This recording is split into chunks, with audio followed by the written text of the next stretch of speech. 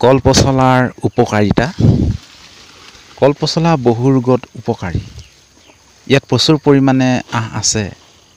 ইয়াৰ উপৰিও vitamin B6, potassium, iron আদি পোৱা যায়।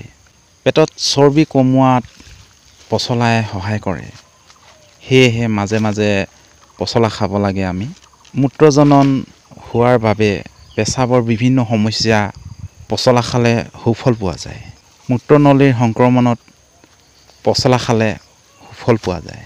ডায়েবেটিছ ৰোগতো ই খুব উপকাৰী। ডায়েবেটিছ ৰোগীয়ে নিশ্চিন্ত মনেৰে পচলা খাওক। ই ডায়েবেটিছ ৰোগৰ পৰা হোৱা অন্য সমস্যাও দূৰ কৰাত সহায় কৰে। প্ৰচুৰ পৰিমাণে আঁহ থকাৰ বাবে কোষ্ঠকাঠিন্য ৰোগতো সুফল পোৱা যায়। কলেষ্ট্ৰলৰ সমস্যাটো পচলা খালে সুফল পোৱা যায়। আইৰণ, ভিটামিন B6 আদি থকাৰ বাবে ৰক্তহীনতা বা এমিনিয়া ৰোগত বহুত উপকাৰী। এমিনিয়া ৰোগ যিসকলৰ তেজ কমি যায়, তেজ নবনে দেহত, সেইসকলে এমিনিয়া ৰোগত ভুগি থকাসকলে খুব কল পচলা খাব লাগে। ইয়াৰ উপৰিও উচ্চ ৰক্তচাপত পচলা উপকাৰী।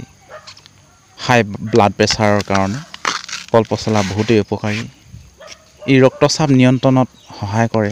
সেয়েহে আপোনালোকে আজিকালি এই গৰম দিনত কল পচলা খাবলৈ চেষ্টা কৰক। ই পেটৰ চৰ্বি কমোৱাত সহায় কৰে। সেয়েহে মাজে মাজে পচলা খাব লাগে। পচলাই কিডনী ষ্ট'ন হোৱাটো বাধা দিয়ে।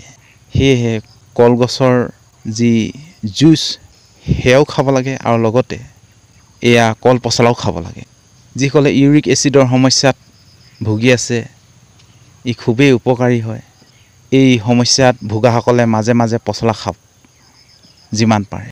আৰু বডি ডিটক্স বা শৰীৰৰ শোধন কৰাত পচলাই গুৰুত্বপূৰ্ণ ভূমিকা পালন কৰে।